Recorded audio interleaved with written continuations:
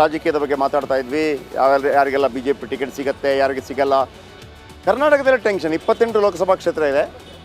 ಒಂದು 10 ರಿಂದ 12 ಜಾಗದಲ್ಲಿ ಅಭ್ಯರ್ಥಿಗಳೇ ಟೆನ್ಷನ್. ಏನದು ಟೆನ್ಷನು ನೋಡಿ. ಬೀದರ್ನಲ್ಲಿ ಭಗವಂತ ಖೂಬಾಗೆ ತೀವ್ರ ವಿರೋಧ. ಕೊಡಲೇಬೇಡ್ರಿ ಅವರಿಗೆ ಅಂತ. ಇದೇನು ಸ್ಪೆಕ್ಯುಲೇಷನ್ ಏನಲ್ಲ.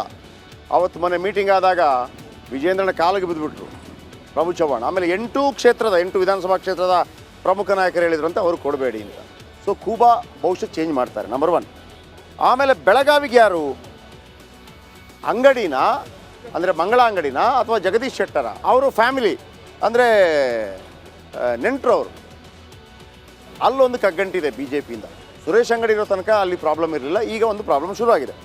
ಇನ್ನು ಬಾಗಲಕೋಟೆಗೆ ಗದ್ದಿಗೌಡರು ವಯಸ್ಸು ಮತ್ತೊಂದು ಮಗದೊಂದು. ಗದ್ದಿಗೌಡರು ಬಿಟ್ಟರೆ ಬೇರೆ ಕ್ಯಾಂಡಿಡೇಟ್ ಇಲ್ಲ. ಹಾಗಾಗಿ BJPಗೆ ಒನ್ ಮೋರ್ ಟೆನ್ಷನ್. ಇನ್ನು ಬೆಂಗಳೂರು ಉತ್ತರ ಸದಾನಂದ ಗೌಡ ಇದ್ದಂಥ ಕ್ಷೇತ್ರ, ಅಲ್ಲಿ ಶೋಭಾ ಕರಂದ್ಲಾಜೆ ಕೇಳ್ತಾ ಇದ್ದಾರೆ. ಯಾಕೆಂದರೆ ಅಲ್ಲಿ ಉಡುಪಿ ಚಿಕ್ಕಮಗಳೂರಲ್ಲಿ ಸ್ವಲ್ಪ ಅವರಿಗೆ ವಿರೋಧ ವ್ಯಕ್ತವಾಗ್ತಾ ಇದೆ ಅಂತೇಳಿ. CT ರವಿ ಸೋತೋಗಿ ಅವರೊಂದು ರೀತಿಯಲ್ಲಿ ಎಲ್ಲಾದರೂ ಒಂದು ಜಾಗ ಹುಡುಕಬೇಕು ಅಂತ ಬೆಂಗಳೂರು ಉತ್ತರ, ಯಾಕೆಂದರೆ ಅದು ಒಕ್ಕಲಿಗರು ಸ್ವಲ್ಪ ಇರುವಂಥದ್ದು. ಬೆಂಗಳೂರು ಉತ್ತರಕ್ಕೆ ಬಂದರೆ BJP ಅವರೇ ಬಿಡ್ತಾ ಇಲ್ಲ. ಅಶ್ವಥ್ ನಾರಾಯಣ್ ಬಿಡ್ತಾ ಇಲ್ಲ, ಬಸವರಾಜ ಬೊಮ್ಮಾಯಿ ಬಿಡ್ತಾ ಇಲ್ಲ. ಅಯ್ಯಯ್ಯೋ ಈ ಅಪ್ಪ ಉದ್ಭವ ಅಂದರೆ ಹಂಗೆ ಅವ್ರಿಗೆ. ಇವನು ಬಂದುಬಿಟ್ಟು ನಮಗೆ ಯಾಕೆ ಕಿರಿಕಿರಿ, ಇಲ್ಲಿ ನಾವು ಆರಾಮಾಗಿದ್ವಿ. ಅಶೋಕ್ ಬಿಡ್ತಿಲ್ಲ. ಹಾಗಾಗಿ ಅವರೆಲ್ಲ ಸದಾನಂದ ಗೌಡರ ಮನೆಗೆ ಹೋಗ್ಬಿಟ್ರು, ಅಣ್ಣ ನೀವು ನಿಂತ್ಕೊಂಬಿಡಿ ಅಂತೆಲ್ಲ ಸ್ವಲ್ಪ ಮಾಡಿದ್ದಾರೆ. ಏನಾಗೋದು ಗೊತ್ತಿಲ್ಲ. ಆಮೇಲೆ ಬಳ್ಳಾರಿಗೆ ದೇವೇಂದ್ರಪ್ಪ ಅವ್ರಿಗೆ ರಾಮುಲುನ, ಯಾಕಂದರೆ ಅಲ್ಲಿ ಕಾಂಗ್ರೆಸ್ ಗೆಲ್ಲತ್ತೆ ಅನ್ನೋಂಥ ಒಂದು ಮಾಹಿತಿ ಬಂದಿತ್ತು ಇತ್ತೀಚೆಗೆ. 3 ಎಸ್ಪೆಷಲಿ ಬಳ್ಳಾರಿ, ಚಾಮರಾಜನಗರ ಆ್ಯಂಡ್ ಕೋಲಾರ ಕಾಂಗ್ರೆಸ್ ಬರುತ್ತೆ ಅಂತ ಒಂದು ಸ್ಪೆಕ್ಯುಲೇಷನ್ ಇದೆ. ಇನ್ನು ಚಿತ್ರದುರ್ಗದಲ್ಲಿ ನಾರಾಯಣಸ್ವಾಮಿಗೆ ವಿರೋಧ. ಹೊರಗಿನವ್ರು ಯಾಕೆ ಬರಬೇಕಪ್ಪ, ಇಲ್ಲಿ ಅವರೇ ಮಾಡಿಸಿ ತಂದುಬಿಟ್ಟು. ಮಾದರ ಚೆನ್ನೈ ಅವರು ನಿಲ್ತಾರೆ ಅಂತ ಒಂದು ಮಾತಿದೆ.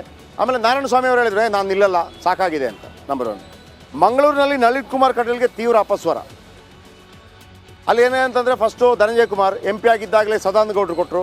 ಸದಾನಂದ ಗೌಡರು MP ಆಗಿದ್ದಾಗಲೇ ನಳಿನ್ ಕುಮಾರ್ ಕಟೀಲ್ ಕೊಟ್ಟರು. ಒಂದು ರೀತಿಯಲ್ಲಿ ಅಪಸ್ವರ ಇದೆ. ಏನು ಕೆಲಸ ಮಾಡಿಲ್ಲ, ಏನು ಆಗಿಲ್ಲ, ಪ್ರವೀಣ್ ನೆಟ್ವರ್ ಸಂದರ್ಭದಲ್ಲಿ ಏನು ಮಾಡಿಲ್ಲ, ತುಂಬ ಶಕ್ತಿ ಇತ್ತು, ಏನೆಲ್ಲ ಮಾಡ್ಬೋದು, ಮಾಡಲಿಲ್ಲ ಅಂಥೇಳಿ. ಒಂದು ಕಡೆ ಅರುಣ್ ಕುಮಾರ್ ಪುತ್ತಿಲ್ಲ, ಅವರಂತೂ ಸ್ಪರ್ಧೆ ಮಾಡ್ತೀನಿ. 62,000 ಓಟ್ ಪಡೆದಿದ್ದಾರೆ ಕೇವಲ ಒಂದು ತಾಲೂಕಲ್ಲಿ, ಪುತ್ತೂರಲ್ಲಿ. ಆಮೇಲೆ ಮತ್ತೊಂದು ಕಡೆ ಸತ್ಯಜಿತ್ ಸುರತ್ಕಲ್ ನಾನು ಕೊಡಲೇಬೇಕು ಅಂತೇಳಿ. ಆಮೇಲೆ ಕ್ಯಾಪ್ಟನ್ ಬ್ರಿಜೇಶ್ ಚೌಟ್ರು ಕೇಳ್ತಾ ಇದ್ದಾರೆ. ಅರುಣ್ ಶ್ಯಾಮ್ ಕೂಡ ರೇಸಲ್ಲಿದ್ದಾರೆ. ಸೊ ಹಾಗಿರುವಾಗ ಈ ಬಾರಿ ನಳಿನ್ ಕುಮಾರ್ ಕಟೀಲ್ ಅವರಿಗೆ ಟಿಕೆಟ್ ಸಿಗೋದು ಬಹುತೇಕ ಅನುಮಾನ ಇದೆ. ಬಟ್ ಕ್ಯಾಂಡಿಡೇಟ್ ಯಾರು ನೆಕ್ಸ್ಟು?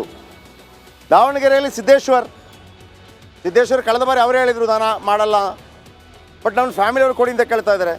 ರೇಣುಕಾಚಾರ್ಯ ಕೇಳ್ತಾ ಇದ್ದಾರೆ, ಘರ್ಷಣೆ ಆಗ್ಬೋದು. ಹಾವೇರಿಯಲ್ಲಿ ಶಿವಕುಮಾರ್ ಉದಾಸಿ ನನಗೆ ಬೇಡ ಅಂತ ಬಿಟ್ಟೋಗ್ಬಿಟ್ಟಿದ್ದಾರೆ ಅವರು. ಅಲ್ಲಿ ಕ್ಯಾಂಡಿಡೇಟ್ ಇಲ್ಲ.